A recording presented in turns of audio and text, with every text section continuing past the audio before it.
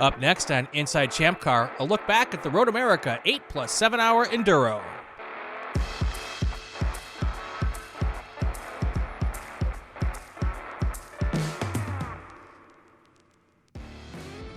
Welcome to Inside ChampcCar. He is Bill Strong. I'm Brian Belansky. Ahead on this week's edition, we look back at a chilly Road America. Of course, it was chilly. It was Wisconsin in April, people. We catch up. No, we do chilly in Texas. Ah, there you go. We do cold in Wisconsin. Well, I'm from Wisconsin, so it really wasn't cold. It was chilly. We catch up with JSK Racing. They won both Saturday and Sunday races, both the 8 and the 7 hour Enduros. We've got a tech tip. I don't know that the JSK Racing guys will want us to do this one, but we'll do this tech tip. And we will look ahead to the race coming up at Palm Beach. We'll all do that in just a little bit. Mr. Strong, you've had an adventurous couple of days. Oh, a whole week. Let me tell you about it. So when you're driving through Chicago, not only do you have to dodge, bullets or whatever, but you have to dodge spare tires falling out of pickup trucks. And I couldn't dodge it. I had a choice of hitting the tire, hitting the Jersey barrier, which most likely would have tipped the van over, or pushed me over into the path of a multi-ton semi-tractor trailer. And I chose to hit the tire, which the ride was pretty awesome, much like the space shuttle ride would probably be pretty awesome, except for the fact that all the airbags went off in the car, except for the front dash. All the side airbags did. And that was an experience. I've never had an accident in a vehicle. I've had some close calls or whatever, but right. nothing like this. And the scary part was that once those airbags dropped down in the Kia minivan, that you cannot see. You can't see out the sides, and you're traveling along, and it's still traveling. Of course, right. The whole right side tires are flat and wheels are broke and car's not traveling very well, but you have to get over to the right side of the skyway because of there's no parking on the left. Right. No room whatsoever. If there was room, I would have missed his tire. But that was my adventure.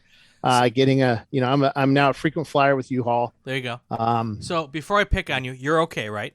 Oh yeah. Okay, I'm all right. I just got slapped in the face by an airbag, but other than that, it was okay. So that was an improvement. Yeah. The picture's pretty awesome. You see my face all contorted over as the van is flipping back onto all fours or 2.5s. And then I slammed into the airbag. Luckily, when the airbag came out, the van was already tilted passenger side up in the air. And you lean towards the center. So the bag came out and then I fell into it. So, right. But yeah, that was an experience. Of course, it's like when you're a kid, the accident's not the scary part. It's calling your parents, and calling my boss, Dana Morrison, and said, hey, all the airbags went off. The van's not okay.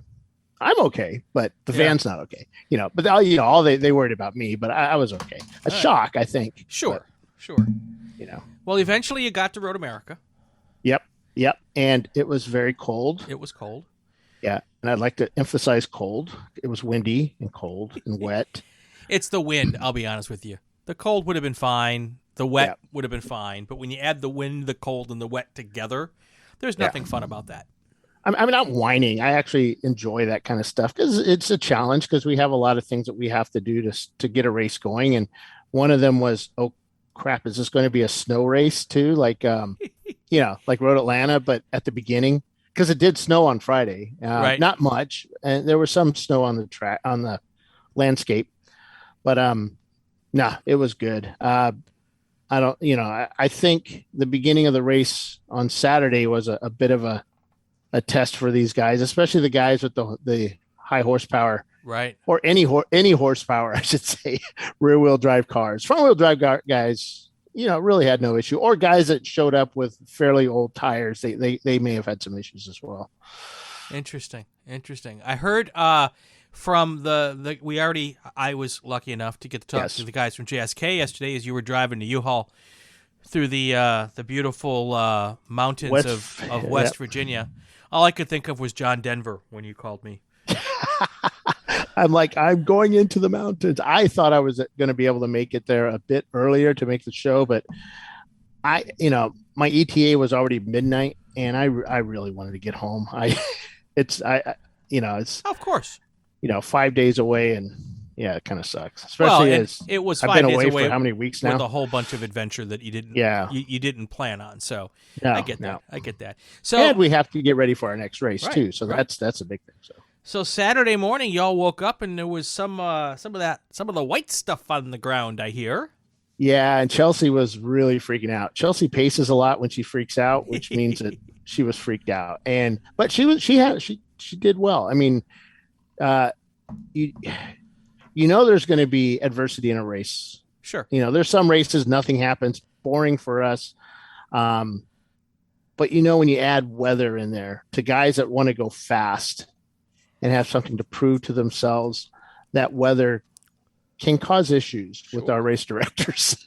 So yeah, we. But I understand that the guys and gals played pretty nicely on Saturday. It was They did. Yeah, They did. there wasn't a single full course yellow throughout that first process when No. it was still a little slick out. And the funny thing about that is we all look at each other. We know in the tower, never say, wow, why is it so quiet? Or, wow, we haven't had a full course yellow.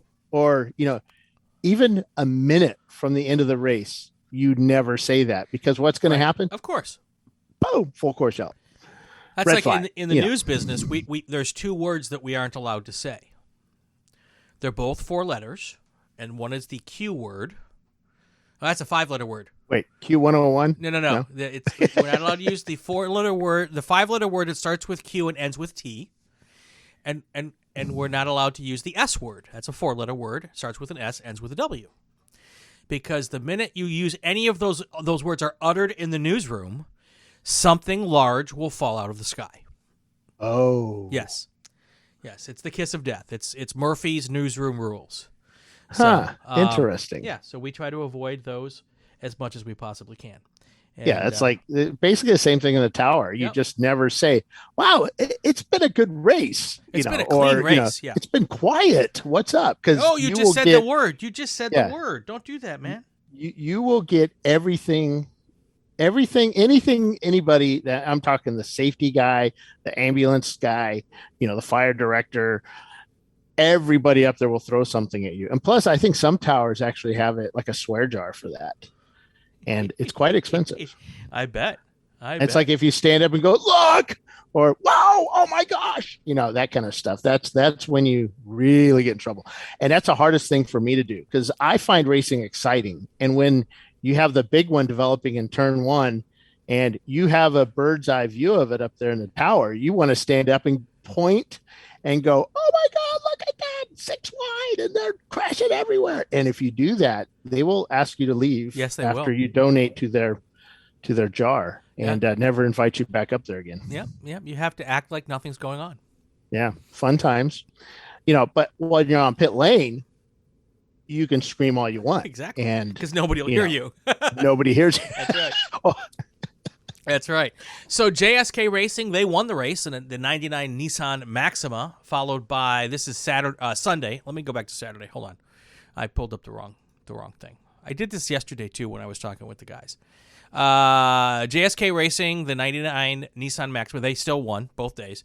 And then on Saturday, second place was the 45th Parallel Racing 94 Mazda Miata, and followed closely behind by the Copper Penny 1990 Mazda Miata, a copper-colored car. Very close behind, actually. Yeah. And I will tell you, the guys from JSK were glowingly complimentary of the two Mazda drivers and teams, because apparently they raced them real close and everything was fun and they had a great time, and of course they won, so they had no reason to say bad things about anybody. So the fun thing about Copper Penny, I snuck out to take pictures, and we were doing the live show too, so I have to sneak out. I tell the guys, hey guys, I'm going for a little greenhouse break or whatever. Yeah. And then I go out and just do my regular job. So I went down to turn 3, started taking pictures, and I took the rental Ford U-Haul. van. Yeah, U-Haul van.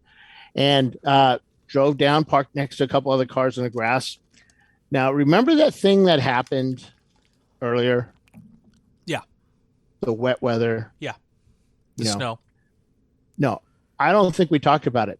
The meetings where people said, don't get off into the grass because you'll never get out. Right. That's typical. What did they do? I'll just leave it at that. Okay. So on my walk back to the tower. Oh, so you got stuck in the grass. Possibly. We don't talk about that, though. I did go, Chelsea, can you go to channel 2? And her first reaction was, oh, my God, what did Bill do? And second, the camera guy, the guy that operates the cameras, kind of is watching all the photographers, and he knows exactly where I'm at, zooms in, and they're taking pictures of me stuck in the dirt. Beautiful job. And of course, Chelsea, as she's switching to 2, looks down pit lane, and everybody is kind of puts their left hand up on their ear set, and then they're all switching to channel 2. Them all switch to 2. So I said, Chelsea, I got the van stuck, and can you send over a maintenance guy to help pull me out if it's okay? And you can hear the sigh. And then I said, and I know everybody's listening, leave me alone. That's good stuff. So they gave me some hints. I'd already tried those hints for, to get the car out. Of course. And then basically they couldn't do it. And I was like, okay, never mind. I'll just walk back. It's not that far, 16 miles, but it's not that far. So I walked back, and getting back to the race now, I'm standing on the bridge. I think it's the Sargento Bridge. Okay. Standing on the bridge, and I see the two Miatas Copper Penny and 45th parallel. And I think it was a 45th parallel. I can't remember, but it was a red one. Gotcha. And they're coming down the straightaway. And guess what they're doing? What do Miatas do really good at? They bump draft. Exactly. And that's illegal in our series. And yeah. And I mentioned, I let Chelsea know, hey, we got 2 bump drafters out here. I don't know the other car's number. I just know one's Copper Penny. And, because you have to be a tattletale, because that's what I do. So, get to the end of the race. The corner workers didn't see it. The corner workers have to back it up. So the corner workers didn't see it. So not a big deal. So at the end of the race, I'm interviewing people, and I mentioned to him that, hey, I got a great picture of you guys out there. And he goes, oh, great. And I said, yeah, you guys are bump drafting. I never bump drafted. And I'm like, really? So I said, I'm watching you. And then I showed him the picture later. I showed him the picture on Sunday, and I think it was Sunday, or maybe it was later on. And he said, yeah, okay, I may have a couple of times. Yeah, but it's fun. And right. Troy and I not Troy, but one of Troy's drivers and I used to bump draft on the back street back there as well. Yeah, it's a big track, and not a lot of people. They must have been bump drafting you because you weren't fast enough to get close enough to bump draft anybody else. No. We back then, Troy and I were pretty equal cars. Okay. So we were in the. Yeah, that was back in the good old days when everybody played fair. All right, the rest of the top 10 on Saturday, the Audi TQ cheese yellow car, that's 4th place. SRX Racing was in 5th. So that car is interesting. Which one, the Audi? The Stinky Rat Trap Racing. Okay. So that car was an old Lemons car, and it has this rat hanging out of the trunk. Back when they were Lemons, they would just bring it over to us as is, and it was pretty beat up. But since they've been with us, they've how do I say that? How do I say this? They have prettified that car. They have made it to look more like a car, an Audi, and it's fast. And nice. Every time they just get faster and faster, and they're becoming very good drivers. Good. All right, 5th place was SRX Racing. 6th place, Apex Racing, and another Miata. 7th was HG Racing in a 91 Acura Integra. 8th place car was Noble Gas Racing in a Dodge Neon. Wait, go back. Noble Gas? What is a Noble Gas? It's inert. Or it's not. Yes. It's the opposite of inert. Wow. But yes, which is a Noble Gas? A Neon. Oh. Neon is a Noble Gas. Ha ha. I'm just not that smart. The 9th place car was Astery Motorsports and a Toyota MR2. What does the TR2 mean next to their car number in the standings here? What does that TR2 stand for? I wonder if it's just messed up. Okay. Typing. Could yeah, be. That might have been it. It looks like anyway. It's a SWAT. It's not a V6 MR2. It's a J spec. I think it's 185 horsepower. Okay. Normally aspirated, right. 2-liter. So. And then your 10th place car, HM Motorworks. That's a BMW 325i. So there's your top 10. Very, very cool. And then we move on to Sunday. The same team won. JSK with the double win on the weekend. They were pretty happy about that. Yes, they were. And I would say, that weekend they dominated it. They took off fast. The only car there was a few cars that had it that could have brought them under control, and that was Premium Dudes. But Premium Dudes Saturday got hit. Sorry, Sunday. They hit another car. Yeah, okay. Saturday though. They hit another car, which caused basically, I think the guy misshifted the car, and he came to a very quick stop. And the driver of, I think the owner was in the car, but the driver of the car could not slow down quick enough, hit him. The car behind him even crunched him even further, bent his bumper down, did all kinds of damage. The other issue too is that the engine actually moved enough to pull a wire out of a sensor. Ooh. And that caused the end of their day, which they think they thought they'd fixed. And I think later on in the day on Sunday, they had some more issues and possibly related to that incident earlier Saturday. All right. But that Premium Dudes car, I believe that has won there before, or at least placed up in the top couple of cars. Good set of guys. I think they won Indy. I think they might have won Indy as well. Okay. But it's a BMW with a Honda engine. There you go. So. Interesting.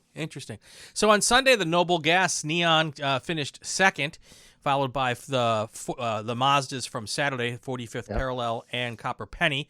Fifth place was Silver Martini Racing, another Miata. And then sixth place was Black Pearl Racing, another Miata. There's a theme coming on here. The next place, seventh, GR8 or Great Racing. What were they in, Bill? Guess. Take a wild guess. A Mazda Miata. Yes. And then your eighth place car, Old Yeller Racing, and you'll be shocked. They were in a Miata. Yeah. Ninth place. Or was that an MX-5? No, this was a 1990, so this is actually a Miata. Well, yeah. So, and then your ninth place car is the outlier here, ninth and 10th place, the something kind of show racing in the BMW 325i, and then the shoot show. The shoot racing. Show, yes, shot show. We'll call it that. The shot show racing, 92 BMW, and then your 10th place finisher SRX Racing in a Chevrolet Camaro Z28. Coolness. Yep, and we had a camera in that car. We had a camera on a couple of cars that finished on the podium, which is really cool. But what I found really cool, a Dodge Neon or Chrysler Neon, because I don't know which one it was. A Chrysler Neon finishes in the top team. Second place. We have not had that happen in quite a number of years. For a while there, and Neon was one of the cars to get, either Neon or the PT Cruiser. Was also, we have a group of guys up in Canada, or Canada, as some people call it, that race what is it, Mopar for Life cars. So good set of guys. So a Maxima, a Neon, and a bunch of Miatas beat a Camaro. I know. And that Which Maxima goes to show you. Fast. Yeah. And with the ChampCar has a program set up with Nissan that if you win a race, it's $1,000. Nice. I mean, it's cash in hand. Wow. Go do some more racing. I guess we should pick up a Challenger or something and bring that up. Yeah.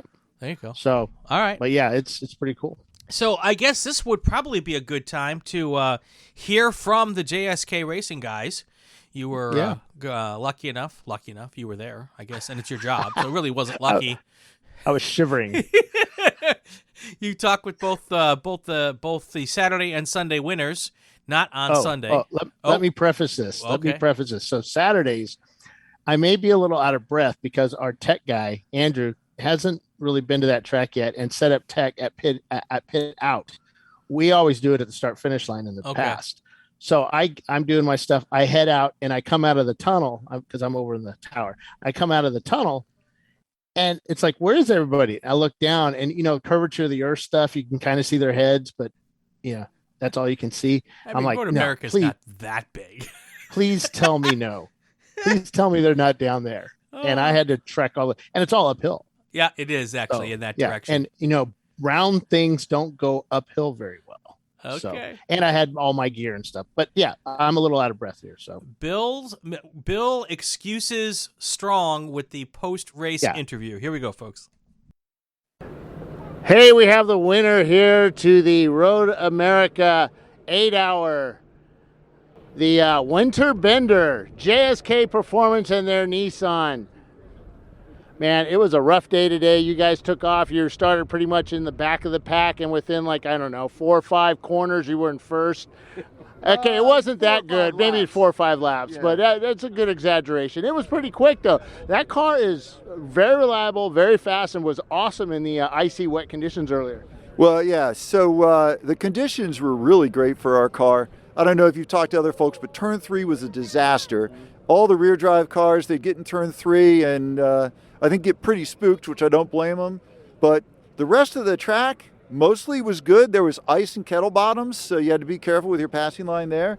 But once we figured out where there was grip, where there wasn't grip, we went at it, and we were pretty happy with how quickly we made it through the field. Unfortunately, all 3 of us drivers ate the same food yesterday and got some version of food poisoning. So I was having crazy cramps in my feet and in my hands, so I didn't finish my second stint. He had to finish the race for me. So how was that out there towards the end? I mean, it's it's beautiful. Nice track. Everything dried out. None of the ice that he talked about in the first session. You didn't have to worry about puddles, ice, whatever. And so it was great. You come up to packs of cars, get through them, go past. So it was a good afternoon. Not much to say. And Bill, you mentioned reliability. Quantum Performance here. This is who puts the tune in our motor. They are amazing in terms of getting you decent gas mileage, great reliability. So shout out to Aaron and the crew. They always come out and help us here. And they help other teams at the track that have issues. Aaron's always helping people out. So if you're local to this track, you need a tune or you need anything else, please go to Quantum Performance. Now, who are your drivers this weekend? So I'm Glenn Cruzy, this is Sean Samblanet, and then the car owner is Scott Castellic over there in the gray hoodie. Cool. Who's the fastest? Today it was me. It doesn't really matter in fastest in endurance racing, though, does it? No, it doesn't. What matters is getting the car home. I mean, we at Nelson Ledges, Roger, I'm going to bust on you. At Nelson Ledges, Roger was fastest, and he ran us out of gas, and we didn't win the race. Yeah, Roger has been in our interviews for the last 2 or 3 weeks now. Yeah, sorry, Roger. I had to give you a little grief there, buddy. All right, guys, congratulations. JSK Racing winning, not just leading, but winning the 8-hour at Road America. Sunday at Road America, and JSK Racing wins again here at Road America. You guys rocked it again, man. Well, we had a really good day. We appreciate the great weather and, of course, all the track crew and everybody at Road America. This is the best track to go to. Anybody who hasn't been here, you got to come out. We didn't have a lot of cars this year. I think it's the Ozark race coming, but everybody come out here this fall and try to kick our butts. We'll enjoy it. We finally got the double. And before you take the mic away, I have to say to my wife, happy anniversary. Thanks for letting me go racing on our anniversary weekend. And I want to say hi to my kids at home. Hey, girls. And we had a great race. And, of course, got to thank Quantum Performance. They always help us out. The guys are taking the wheels off the car right now. Great guys. They're local. You need some help tuning your motor. They're the people for you. Now, our fast lap was Sean, so let's... So, Sean, how was that out there? Fast lap in the dry. Hold on, let me turn off Jimmy. He's just talking like crazy. So, fast lap in the dry, and pretty awesome out there. Yeah, fast lap today. Fast lap, Scott said fastest of the cars. So, I mean, like he says, Aaron and Scott put together an incredible car. It's fast, it handles well, and it's fast. And dry, sunny. Like Glenn said, Road America, this is a place to be. People, you got to come out here. And I can't thank them enough for putting together a great car. have the opportunity to come out here and race with them. So yeah, it is a great weekend and really fun in the morning. Trying to chase people down and trying to get on laps. So now the weekend, I forget to bring wind socks for all the microphones. It's pretty windy out here. It's very windy. Yeah. Today. Now, did that affect your driving at all out there? It did. We all were commenting how we felt the car moving around. It just as the day went on, we were feeling it. On the front straight, down in Canada Corners, you come in there, and there was a wicked crosswind in Canada Corner, and when I went out for stint 3, I told him I thought there was something wrong with the car, and we actually pitted again to look at it, because it was like, I'm moving a whole lane when I go down in there, and yesterday we didn't have any of that, but it was the wind. Now, the dipstick was also out, so that's the other reason we pitted, is I smelled oil, and I figured... Oh, okay. I thought you were calling the boss man a dipstick, but that's all right. No. It had come out when they checked the oil, and I radioed in and said, guys, look, I smell a little bit of oil. I'm afraid it's going to be a lot bit oil later, so let's just pit now and try to figure out what it was. Cool. Yeah, cool. So we're lucky it was only a dipstick that popped. Because oil came out, it started. You got a little bit of smoke in the car, and that gets scary when you're out there. You got smoke coming in the car. So, it's luckily it was an easy thing.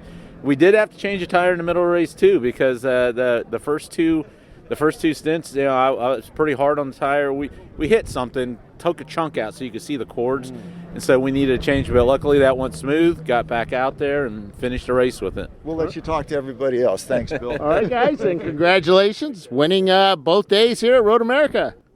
That's the JSK Racing guys there after the race, Bill. Yeah.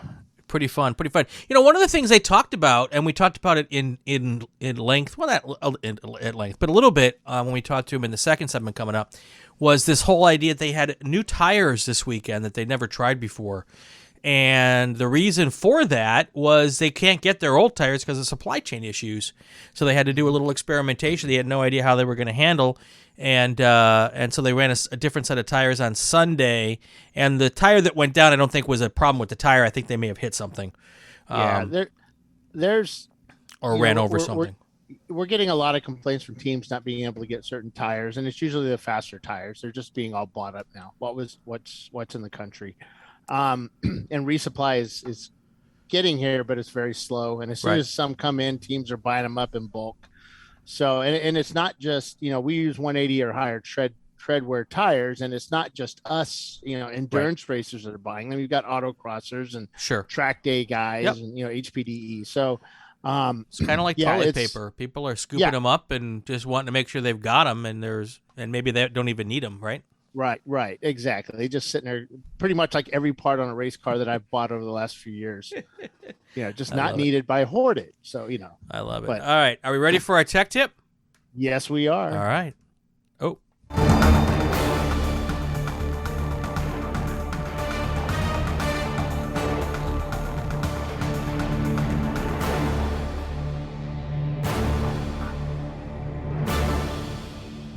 All right, so I don't know. We're going to talk about this because I don't even know how to do this other than maybe some duct tape or so. I'm sorry, racer tape. So basically, and this isn't the first time we've seen this happen. And the JSK guys are talking about their dipstick popping out. We've heard this over and over again, and not as a euphemism. No. And but yeah, it's an issue with kind of older engines maybe, or a little bit looser engines to where you get more blow by.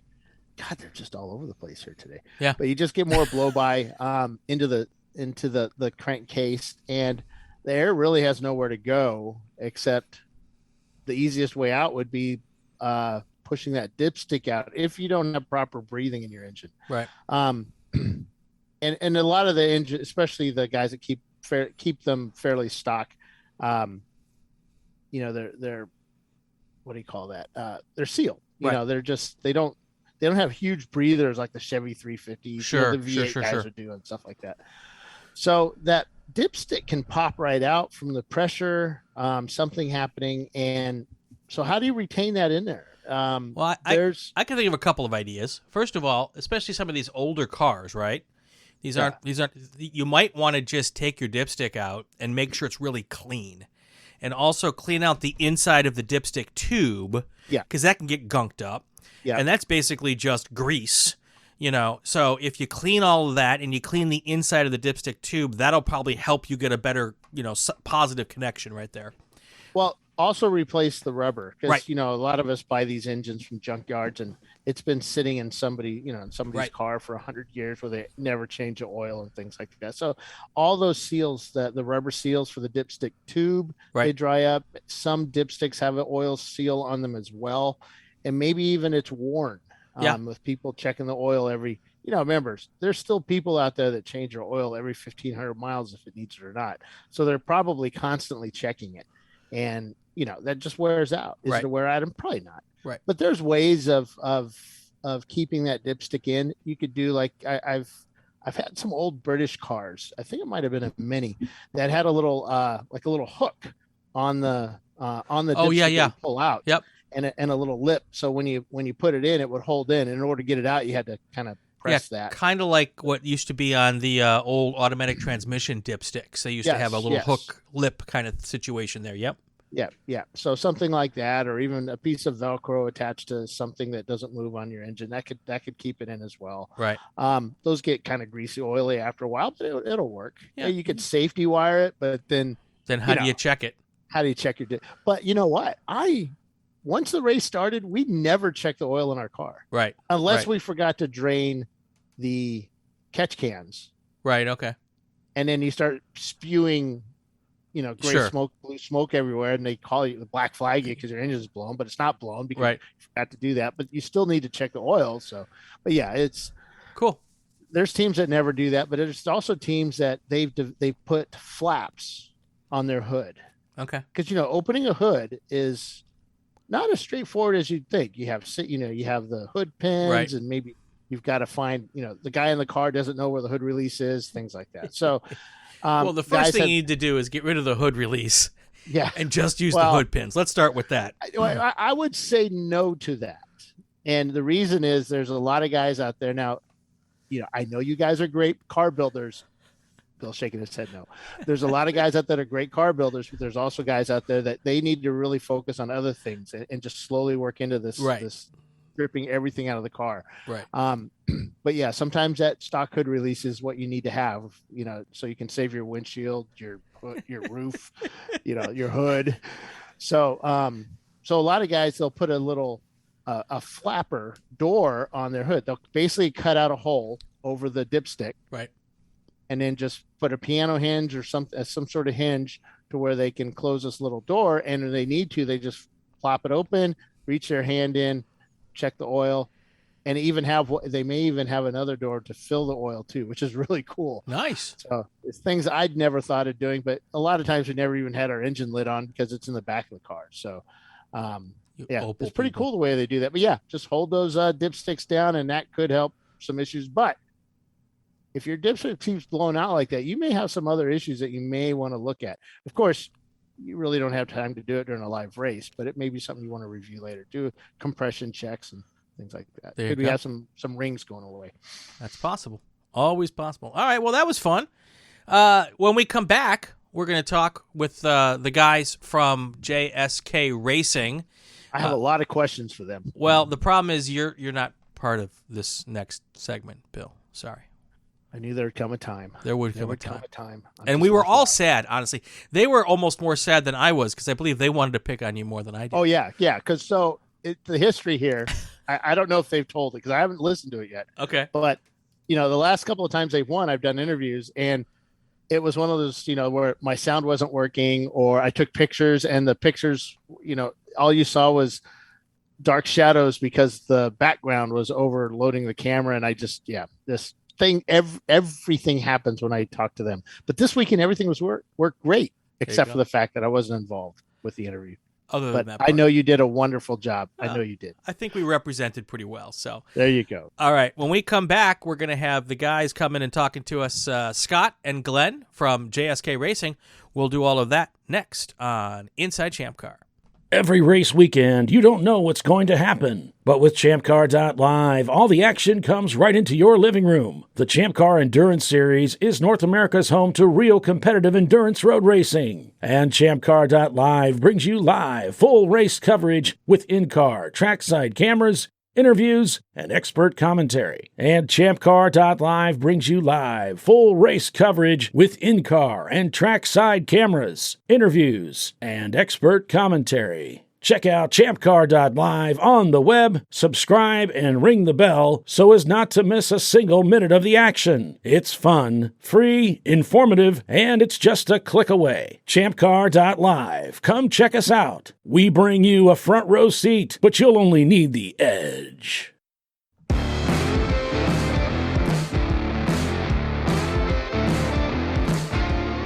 Welcome back to Inside ChampCar. Brian Belansky here. Bill Strong, he's out somewhere driving a truck trying to get back home after Road America. He will join us a little later in the broadcast again. Our guests today, the guys from JSK Racing. They just won both races at Road America. We have team owner Scott Castellic. Did I say that right? Yes. I've already asked you like 2 seconds ago and I've already forgotten. And Glenn Crucy, they are with the number 176 Nissan Maxima, 1999 Nissan Maxima. Won both races at Road America. Congratulations, guys! Thank you. We'll get to Road America in just a bit. You guys, I know Scott is from Wisconsin. That's where I grew up. Road America, his home track, my home track also. Love that place in the beautiful hills of the Kettle Moraine Forest. And you guys went up there this weekend, had a big race weekend, winning both races. So let's start. I always like to start from the beginning. So let's chat a little bit about how both of you got involved in racing in the first place, and then how you guys all came together to do this. So let's start with where did it start for you guys? Scott, go ahead. Started back in actually high school. A friend's parent of mine was heavily involved in off-road racing, and he got us involved in the off-road racing. We were doing back then soda core, then it changed hands to core, a little bit of stadium truck, have done a little bit of ice racing, some dirt track racing. But that's really where it started for me back when we were in high school. I've always tried to stay busy with some form of racing throughout my 46 years here. But that's really where it started for me, was back in the day with a friend and his family. That's cool. Now, the score. So my first paid gig in sports broadcasting was working for ESPN up in Crandon. Is that one of the races you guys did? Correct. Yep. That's like so cool up there, isn't it? Yep. Those are the same type of trucks for folks who might not know that go and do the Baja 1000 and some of those races as well. Those like what do they call those? They call them super trucks. Trophy trucks. That's right. It's been a long time. So yep. So cool. Glenn, how did you get started with all of this craziness?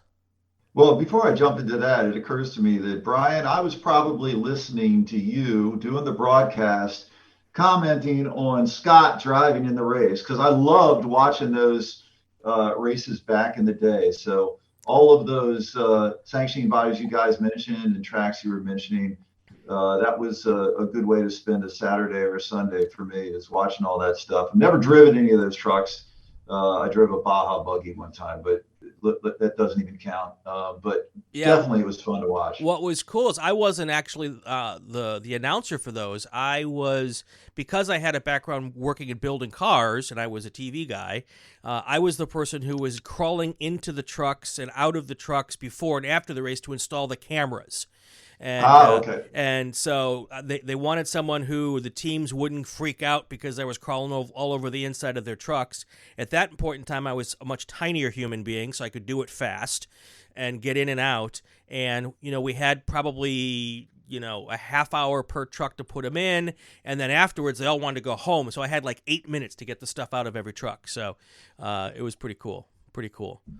But awesome. Yeah. Yeah. So So how I got started in racing, I've got an uncle that's pretty famous in the racing world, but I didn't really follow in his footsteps. I got into autocross in college. There was a sports car club, and then somebody mentioned that you'd go to the track to a road course and drive your street car there, and I was like, well, that's a lot better than autocross. Let's do that. And then that was the bridge to discovering SCCA racing.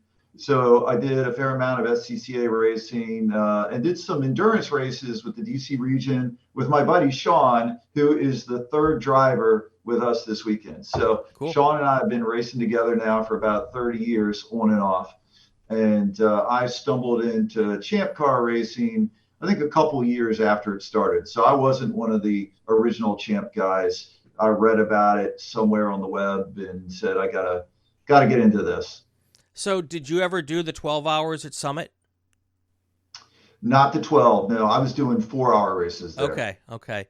I know they had a 12-hour race there a couple of times, and I was on a team, crew chiefing for a team that ran that a couple of times in a Honda Civic. So that was a good time. When I was living in Charlottesville, Summit Point was a track. Summit Point and VIR were my home tracks I spent a lot of time at. So good group of folks in that area too. So. Well, and Summit Point was the home track for us. So Sure. That was where we did the bulk of our races. We were racing with the DC region. And it's funny to think that in those days, that was a 4-hour endurance race. Today, that doesn't seem like an endurance race. And we did a brake pad change halfway through the race because the pads wouldn't last any longer than that. Right. And now we're out here doing 24-hour races, and some teams are never changing the brake pads. So that just shows you how the technology is advanced. Yeah, I mean it's you're exactly right, and we would change tires every 2 hours too for those races, and maybe we didn't need to, but that's what we were using, regular tires that you would use on a sprint race car, and not even thinking about, well, maybe there's a tire out there that we can use and not change tires. They were probably out there. We just never thought about that, right? Right. Yeah, we were using our BF Goodrich CompTA R1s, which were the same thing that we ran in the 15-lap sprint races. And yep, we were changing them. And of course, you were doing fuel after like 1 hour or something like that. So we were on a stock tank. It was a Mitsubishi Eclipse that we were running. Got it. Cool. All right, so let's talk a little bit about this 99 Nissan Maxima that you guys have. How did that whole car come together, and how did you guys get involved with ChampCar? So actually, I'll talk about that a little bit.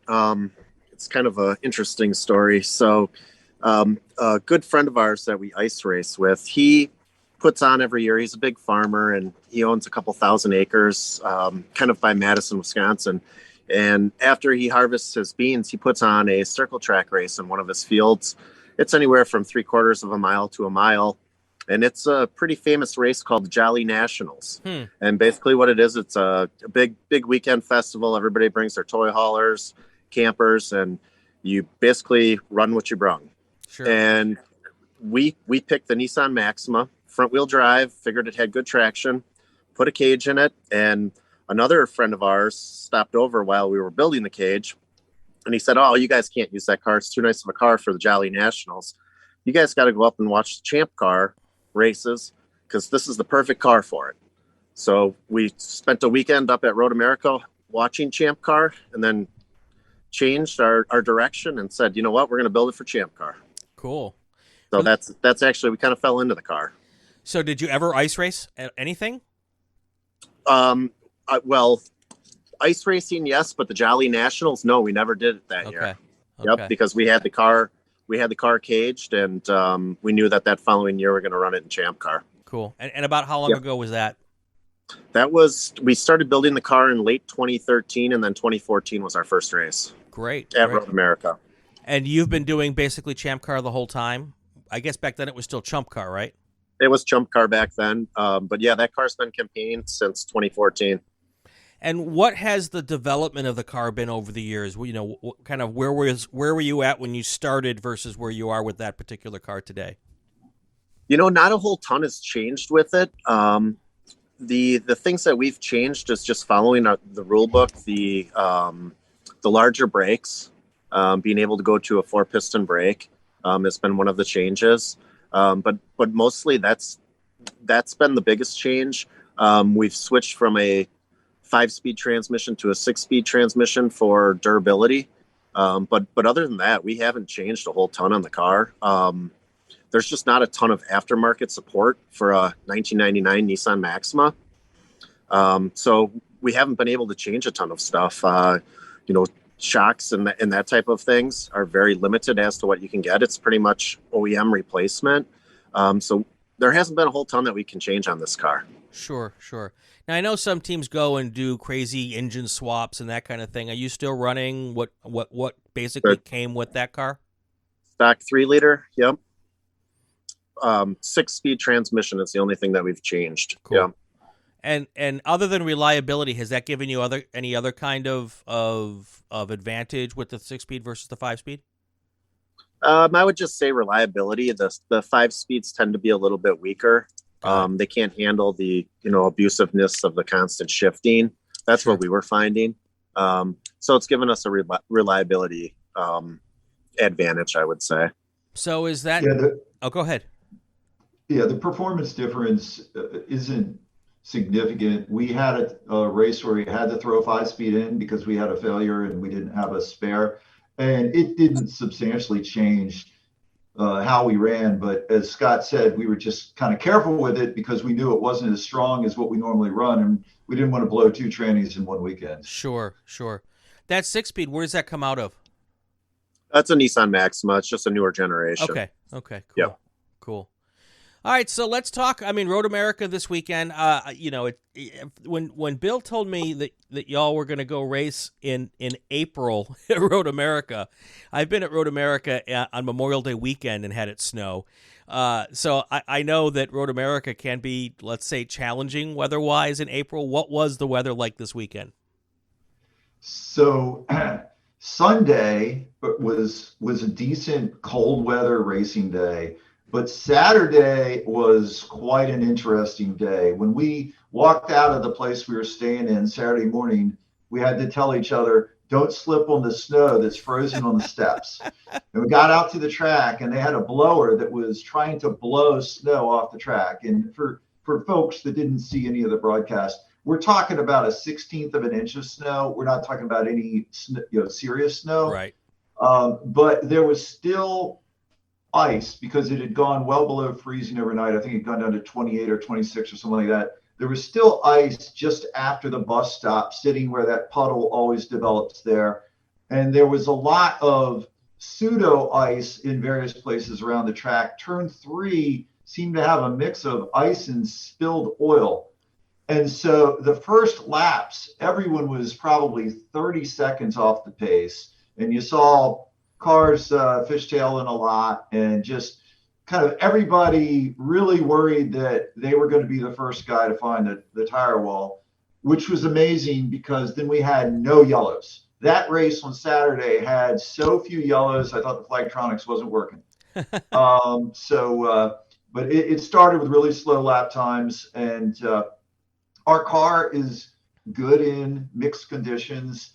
I've got a lot of laps around the track.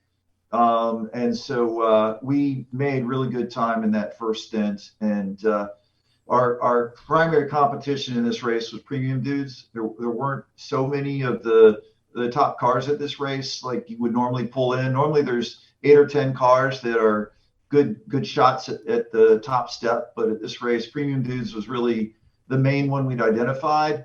And we were able to do pretty well against them in the first stint. And then they had some really bad luck. A car missed a shift in turn 5 in front of them, and they plowed into the back of that car, and then they exited the race. So really hated to see that happen to those guys. They're good guys. They put together a good car, but that just set off a domino sequence for them, and they just had a horrible weekend. So how long did it take on Saturday for the temperatures to warm up and at least the frozen part of the track to go away? So the bulk of the track was drivable within about 25 minutes, but turn 3 took about an hour and a half. Okay. And it was quite the mess. And turn 3 is important because that's your turn going onto that downhill back straight, that if you don't hit that right, and you want all that momentum coming off of 3 so that you get as much as you can down that downhill, right? Yes, and you could get to the track out point in turn 3 and drive 100 feet past track out, and if you nailed the gas, you'd spin the tires up. That's how slick Wow. it was. That's crazy. That's crazy. So once you got past the frozen tundra of turn 3, that hour and a half, how did the rest of the day go for you guys on Saturday? Well, obviously it ended well. Yeah. Yeah, I mean, for my stint, I cannot relate to Glenn because by the time I jumped in the car in the second stint, the track was dry. There was one spot coming out of the bend that had a little bit of water in it, but that was the only spot for me that there was any type of moisture on the track. For my whole entire 2-hour stint, it was smooth sailing, dry track, and I know the same for the Glenn. Did you get in third or did Sean? So Sean got in third, and he That's ran right. a full stint. And then I got in fourth. And Brian, I had gotten pretty dehydrated on Friday. I didn't really pay attention to all the things that I needed to do in terms of staying hydrated. And we might have had some food that didn't agree with us on top of that. So I had a lot of hand cramps and leg cramps and foot cramps in the first stint. And when I got in for the fourth stint, I was hoping they would have gone away because they'd eaten about 4 bananas, drank 2 V8s, drank a Gatorade, etc. But they came back. So I ended up bailing after an hour of the stint and really just not enjoying the ride at all. And we had a pretty comfortable lead at that point. I just radioed in and said, tell Sean to put his helmet back on. This isn't fun anymore. I'm getting out. So we put Sean back in, and he finished the race out. So how many drivers did you have for this particular race weekend? Who were the other guys or gals that were part of the team this weekend? Just one other. We had Sean Samblanet. Okay. He was our third driver. He normally drives with Bulldog Racing. Well, he drives with both teams, JSK and Bulldog. Sure. So I guess in a 7-hour, you're doing what? Each doing 2 stints, 2-hour stints? Or no, you had a fourth because you had 2. Yeah, both days we had 4 stints planned. Got it. On the second day, the stints are just shorter, but we ended up putting an extra stint in on Saturday because we cut a stint in half basically on Saturday because of the cramps I was having. Sure. Scott, how was your run on Saturday? I had no problems. Clean track. Just basically went out there and maintained a certain lap time and speed. And that was our mission. We did have with, as Glenn said, premium dudes have some issues. And basically, well, actually, I do believe they were behind. They were behind us, Glenn. I believe that those issues didn't arise until after the second stint, I believe. But we just maintained our pace the whole entire time. Car felt great. So we were able to run the lap times that we thought we needed to run and just basically was clicking off, lap after lap after lap at certain lap times to bring the car home so that Glenn could jump back in it for the third stint. Right. So Noble Gas Racing in a Neon, they finished second. They were on the lead lap with you guys. And then the 45th Parallel Racing Team, that's a Miata. They were 1 lap back at the finish. And then the Copper Penny Mazda Miata, copper colored, that would make sense. They were also 1 lap back. Now, it's interesting. You guys mentioned that the conditions at the start were pretty rough, but your best race lap time-wise was lap 8. So you must have been able to find a way to get around, whoever was in the car at the start must have been able to find a way to tiptoe through that. Oh, I'm sorry. I'm looking at Sunday. I apologize. I'm looking at Sunday's times. Let me go back to Saturday real quick and correct myself. Oh, that's right. 45th Parallel was 1 lap back at the finish on Saturday, and here your best lap was on lap 30. Okay, that makes more sense. And that's when I was saying turn 3 finally cleaned up. So when turn 3 cleaned up, I put the hammer down. I said, you know what, we got great conditions here. The track's pretty open, and managed to put in a couple 49s and then finally a 47 and a 48. Sure. But yeah, and you mentioned the 2 Miatas. I got to say that hats off to the 45th Parallel guys and the Copper Penny guys. They were going at it both days. They were just hard at it. It was fun to watch them on the track. It was fun to sit in the pits and watch them on Race Monitor. And I was watching the race broadcast as well. those guys had a great run. And the 45th parallel guys, we've shared the track with them before, and they're just very gentlemanly drivers. You can run super close with them and know that nothing bad's going to happen. They've always got great awareness of where other cars are, and just enjoy sharing the track with them. Sure. Cool. Yeah, and so now going back to Saturday's results, they were both those cars were a lap back at the finish, but it looked like they were probably pretty close to each other because their lap times were pretty identical, their best lap time. So that's pretty cool. Let's move forward to Sunday. So you went to a different place for dinner Saturday night, right? Yeah. How did Sunday go? So Sunday had a little more adventure. So Sean started the car, and he was really going hard at it because we had laps to make up. We had penalty laps from Saturday's win.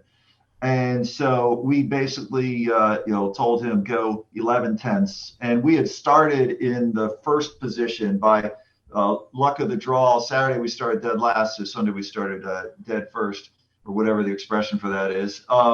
So he was going really hard, and it turns out he cut a tire.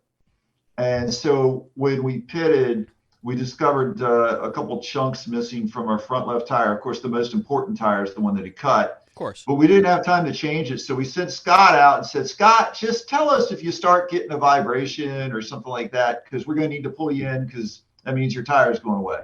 So Scott took good care of it, and we were able to change it on the next driver change. But on that driver change, we somehow left the dipstick out when we checked the oil. Oops. And so I got out there, and the tire that we put on wasn't playing well with the other front tire. There were two different brands.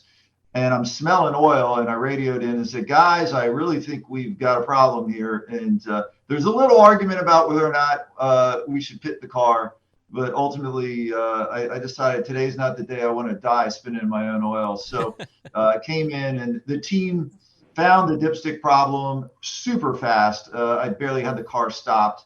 They checked the lug nuts. They were torqued, and they told me, okay, deal with the handling issue, but the oil problem solved. Went back out, had a good stint, and then turned it over to Sean to finish it out. So, Scott, explain to me this whole idea. Usually the dipstick problem, when I'm around, is me. So that's one of the things that I always get picked on for. But explain to me this, because for folks who might not be really into how ChampCar does things, talk to me about this whole, you had to start a couple laps down because you won on Saturday. How's that work? So they impose a MOV penalty to the winning car from the previous day. Back when we first started, they used to actually carry over, if you won on Sunday, they used to carry that over to the next race. Well, they've now eliminated that, but they still, if you do win on Saturday, they still move it over to the Sunday race. So with us being a lap up on second place, they add a multiplier depending upon the track length. And for our case, it was a additional 1 lap penalty. Okay. So like Glenn said, we started Sunday down 2 laps. Glenn was able to. That was Sean. That was Sean. Yeah, Sean. That's right. Sean was able to make quite a bit of that up. And, the other thing with Sunday's race that was kind of an unknown is we decided to try a different tire manufacturer on our steer tires. We had no idea how this tire was going to perform for us. We didn't know if it was going to last 2 hours, if it was going to last 4 hours, or the whole entire weekend. So we really took a gamble by running this new manufacturer's tire. Pleasantly surprised, it worked for us. So we had good luck with it, good grip, and good wear. But like Glenn said, we did hit something on the track that caused some damage to the front left tire. So we just felt safer changing that tire on one of the stints, just to eliminate any type of problem that could happen with the final stint. So when you decide to make a tire manufacturer switch like that, what's the motivation for making that experiment? I mean, obviously you won on Saturday, so you've got your win in for the weekend. But a lot of teams, when they hit on a tire they stick with that tire until they can't find a place to buy it anymore. And that's exactly, you hit the nail on the head. With availability on everything right now. Right. Tires are in very, very short supply. So we're having a hard time sourcing tires right now. Okay. So we were just looking for a different brand and something that we could get our hands on that was reasonably priced. And we thought we'd give this tire a shot. Cool. Are you going to tell us what it is, or you want to keep that as in your back pocket for the future? I'm fine telling everybody what it is. It's the new Continental. Okay. I don't remember what the rest of it was. Sure. Glenn may know. Glenn, do you remember what it was? Continental was all I was calling it in my head, so I don't remember what model it is either. So it's the new Continental Endurance tire. Got it. Yeah. So you started 2 laps down. About how far into Sunday's race before you were able to make that back up and get up towards the front? So there was a joke in the broadcast crew, I think on Saturday, where they said no one wants to be second place. Every time someone got into second place, they broke or got a penalty or whatever. On Sunday, we actually got to first place during the first stint. Oh, wow. But once again, there were people that had problems. Shockingly, even though it was only a 7-hour race, the Miatas did not back their pace down and try to do it with one less stop. They went full bore and did the extra stop. So basically, when they all came in for their first stop, we were still out there. So that's how we ended up in first place. Got it. And Stinky Rat Trap, who was one of the faster cars on Saturday, they had blown a motor, so they weren't out there on Sunday. If they had been out there on Sunday, there's no way we'd have been in first place, or if Premium Dudes had been running well. Right. But with both of those cars gone, we were able to get up to first place by the end of the first stint. You all mentioned that on Saturday's race, even with the weird conditions and the rough conditions to start, there were very few yellow flags. Was that not the case on Sunday, and did that help you get to the front? So there was no full course yellows the entire weekend, Wow. And there were very few yellows in general.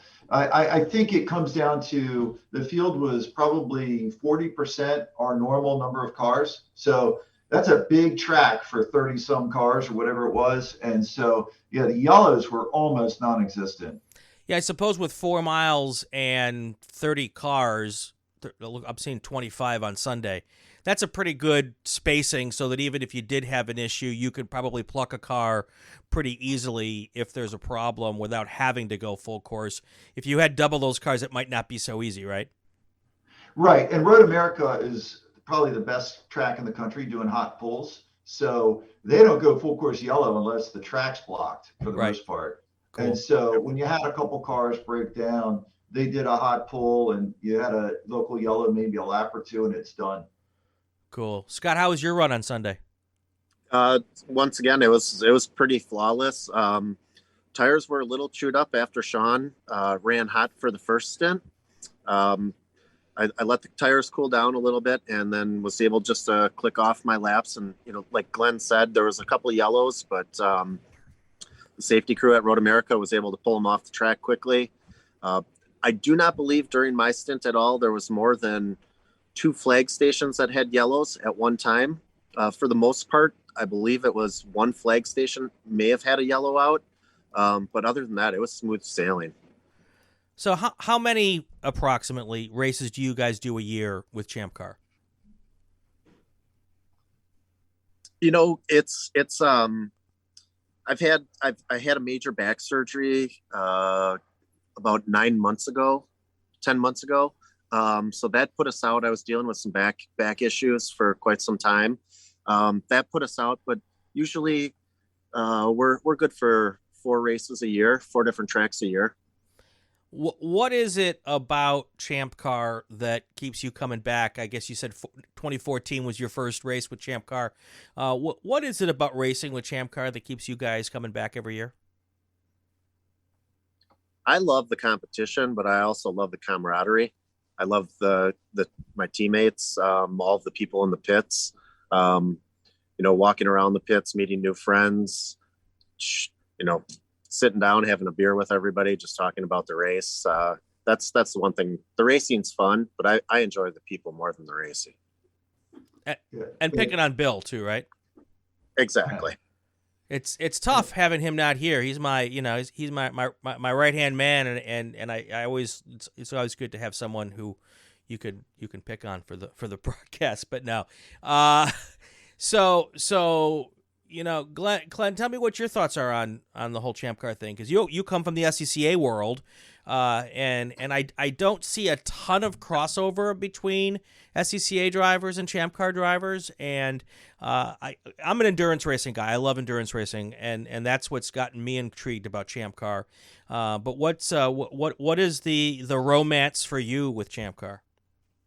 So certainly all the things that Scott said are a big attraction for me, but the biggest thing is the amount of time spent behind the steering wheel on a typical weekend. So I typically drive 3 2-hour stints, so that's 6 hours in the course of a race weekend. Typically, I do the bulk of the testing on the test day, so that's oftentimes 60 or 90 minutes behind the wheel. And in my SCCA days, you added all the time up behind the wheel on a race weekend, and it might be 2.5 hours. And so I really like the amount of lap time that we get. And then another thing that I have to say for the series, we kind of skipped over how I ended up getting involved with JSK Racing, but this is one of the coolest things about ChampCar is Scott had a teammate named John and another teammate named Bill. And Bill decided that he wasn't going to race anymore, or he was going to build his own car. So John and Scott needed somebody to drive with them. And I was watching the forum. I had always wanted to race at Road America. It was my dream track. And so they put up a posting that said, we need a driver. I sent him an email. So I'd never met Scott, didn't know who he was, never even heard his name. Sent him an email, exchanged some references because I'd driven with some other teams. And next thing you know, I'm on an airplane flying from North Carolina to Wisconsin, drove on my dream track, and we happened to win that weekend. So I got to win on my first visit to Road America, which was awesome. And so I've driven with probably 7 or 8 teams. And that's just, it's not something you do in SCCA. You basically drive with your own team or you don't drive. Right. And so it's nice to have all that cross-pollination between teams. And if you're good on equipment and respectful and that sort of thing, a lot of people will invite you to join them. And we have a lot of fun with that. Yeah, that's the thing with endurance racing that I don't think people really understand so much is that when you get the reputation, you get a reputation as a driver. If you get a reputation as being a person who can bring the car home with 4 wheels and 4 doors or 2 doors on it, you're going to get opportunities to drive. If you get a reputation for someone who doesn't do that, you're not going to get any opportunities. So that's pretty cool and a big part of what endurance racing is. Scott, before we head out, any sponsors, any people you want to thank, anybody you want to? It's a big weekend for you guys. Yeah, it was an excellent weekend. I'd like to thank Quantum Performance. They've been a huge help for us. They're a local tuning shop in Fredonia, Wisconsin. Aaron, his wife, Joni, a couple of the shop guys, Tyler, another friend of ours, Ross. They come to every race. Joni prepares all of the meals for us at the race. Aaron does all the engine tuning, and then when I need some help on the car, he'll come over or I'll bring the car over to his shop and he'll help me there. They've been a huge help. All of them have. Without them, definitely wouldn't be able to do this. They were a big help when I was having some back issues. Aaron was doing a lot of the wrenching for me, just letting me sit in the car and drive it. So shout out to them, Quantum Performance, Aaron, Joni, Tyler, Ross. Also my wife, who puts up with my passion of racing, spending time in the garage and working on the car. So those are the people that I'd really like to thank. Very cool. Very cool. Guys, congratulations on a great weekend. And Glenn, I'm glad you get a chance to go and spend some time at Scott's and mine's home track. You know, it's a really beautiful place to go and race. If you've never had a chance to do it, I definitely would put that on your bucket list and go hit up Road America at least once. It's a ton of fun. And one of those iconic North American road courses that, in my opinion, stands up with pretty much any road course around the world of being just kind of top notch in pretty much every way.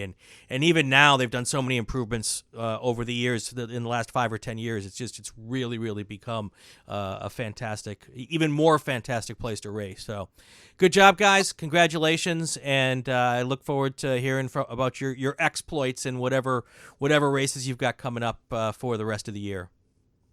Well, thanks, Brian. Nice to meet you. Yeah, thank you very much, Brian, for having us. All right, great. We're going to take a little break here. When we come back, we're going to talk a little bit about the upcoming race at Palm Beach International Raceway. It's called the last race, but there has been some movement down in Palm Beach. That track may not be dead. This is the track with 1,000 lives. So we're going to talk about that when we come back. We're going to do that in just a minute. This is Inside ChampCar on the Racing Wire Podcast Network. Inside ChampCar is a podcast that takes a deep dive into all things going on with the ChampCar Endurance Series. Hosted by veteran journalist, radio host, and racer Brian Belansky and ChampCar's very own Bill Strong, we talk to drivers, team bosses, tech gurus, and series supporters. Episodes air every week in time for you to listen on your way to the track. Inside ChampCar is on the Racing Wire Podcast Network, found on Apple, Spotify, Google, and most popular podcasting apps. Welcome back to Inside ChampCar. He's Bill Strong, and I'm the guy who sits here and talks to him every week. That was a great interview, Bill. Yeah, that was good. I just asked the most impossible questions. I'm sorry they couldn't answer them. Yeah. Oh, I was supposed to turn your microphone up? Yeah. Oh, shoot. I forgot about that part. It's all right, man. It's all right. One day I will have control. Yeah. That's I got it. Yeah. Yeah. Quietly. No. Yeah. Yeah. Yeah. We're not gonna let that happen. No. Everybody says that in ChampCar. Everybody.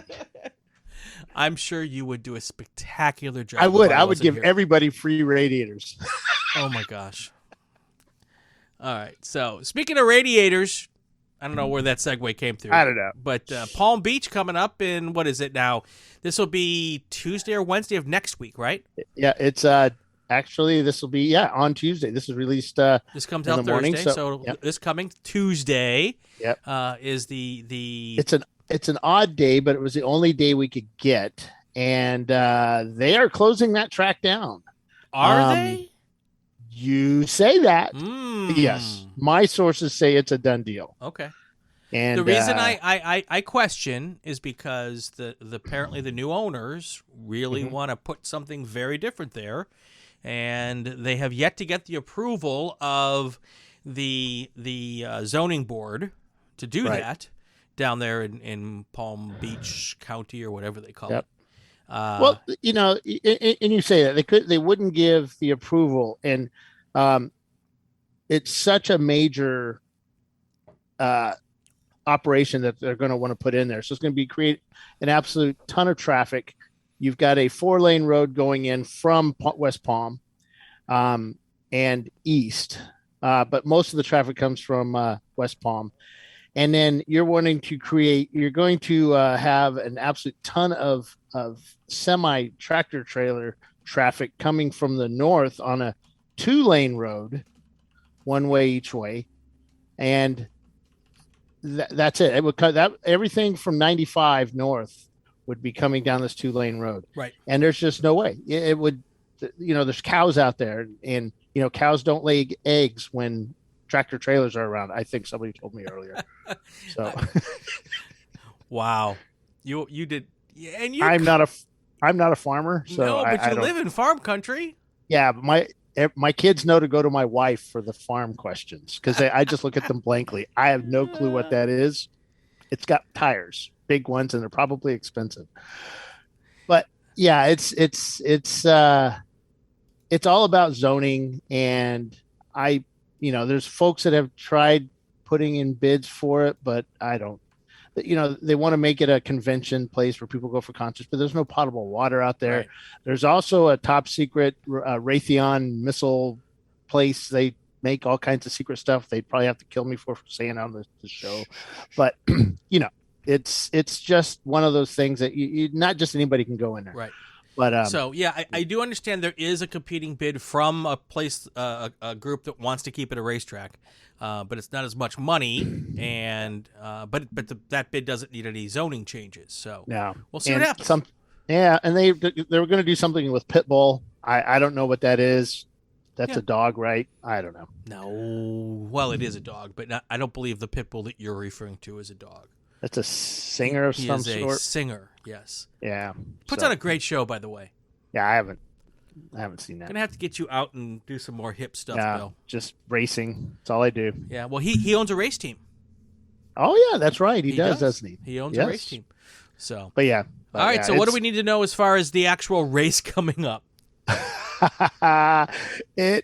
Bring water, Right. because always you have to bring. Let me go back a page here.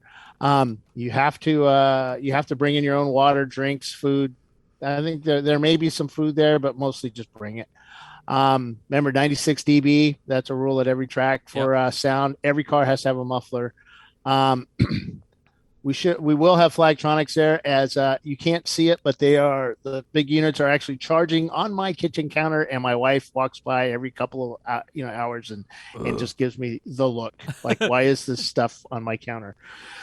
So 1 p.m. Yep. The gates open on Monday. The gates open for ChampCar. Tech opens about that time as well. We're usually in there a couple hours before just to start setup.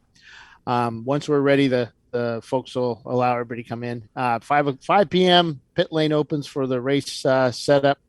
You can set up your racing stuff. Right. 6 o'clock reg and tech registration and tech end. And then Tuesday morning, gates open at 6, which I think they're going to be open all night. But driver and crew meetings at 7, cars to grid at 7:30. We roll them out at about 7:45ish, and 8 a.m. is a green flag of the last race at Palm Beach, sanctioned race at Palm Beach International Raceway. We're going to red flag for lunch. It's an 8-hour race. We're going to red flag at lunch. Typical red flag rules from what I understand. I think Dana's going to be a bit looser, possibly. I don't know. I don't know. But it's red flag for lunch because we part of the offer of letting us race on the weekday was that we gave the guys, the corner workers, time for a break for lunch. We go back racing at 1. Usually it's 1 lap behind the pace car, and boom, you're racing. Post race inspection, or the race ends at 5 p.m. and impound from 5:35 to 5:35, and then the awards at 5:45. Let's see, anything. I'm still coming off road. Remember, I just got home early this morning, so. No, I think that's everything. Right? Yeah, that's about it. Yeah, yep. Just bring your own water. That's really important. Right. And because there's nothing to drink there except swamp stuff. Just boil it. Yeah. I don't know. Don't say that, 'cause somebody will boil it and get in trouble, or try to drink it while it's still hot. Remember who you're talking to. Oh yeah. Okay. All right. So. All right. Just kidding. Cool. Anything else? And then after Palm Beach, what comes up after that for you? After Palm Beach, we head to the Ozarks for our national championship, April 29th through May 1st. We're still just got the subs out. Those are up online. Got those out last week.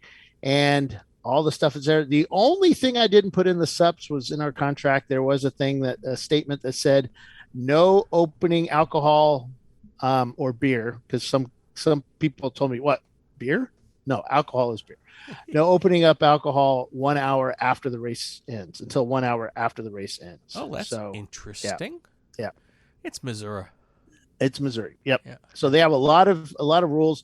You have to have pants on long pants on pit lane. Yep. A lot of tracks allow us to have shorts. It's kind of funny saying, "Hey, you got to wear pants, man." So is that to go over the wall, or just to even be in the pit lane area? Just in the pit lane. Right, you have in to the have hot pants. pits. You have to have your pants on pit lane, guys.